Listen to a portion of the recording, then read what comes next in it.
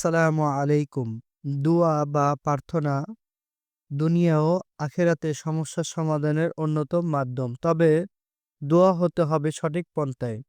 চাইতে হবে শুধুমাত্র আল্লাহ তাআলার নিকট।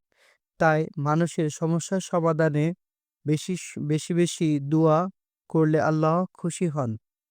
আল্লাহ তাআলা বলেছেন, আমাকে ডাকো, আমি তোমাদের উত্তর দিব। তোমাদের প্রার্থনা কবুল করব।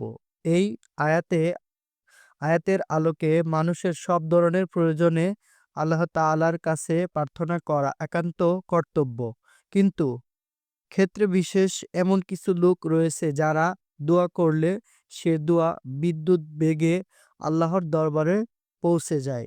আর আল্লাহ তাআলাও সে দোয়া কবুল করেন, যা তুলে ধরা হলো।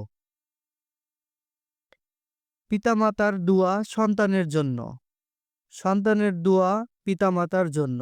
মুসাফিরের দোয়া, বিপদগ্রস্ত ব্যক্তির দোয়া, মজলুম, অত্যাচারিত, নির্যাতিত, নিপীড়িত ব্যক্তির দোয়া, হাজির দোয়া, হজের সময় ও হজ সম্পাদনের পর ৪০ দিন পর্যন্ত। মুজাহিদের দোয়া, অসুস্থ ব্যক্তির দোয়া, মুসলমান ভাইয়ের জন্য তার অনুপস্থিতিতে অন্য মুসলমানের দোয়া, রোজাদারের দোয়া ইফতারের সময়, অসহায় ও দুর্দশাগ্রস্ত ব্যক্তির দোয়া, ইমামে আদিলের সুশাসক ও ন্যায় বিচারক দোয়া, বন্ধুর জন্য বন্ধুর দোয়া, নেককার ব্যক্তির দোয়া।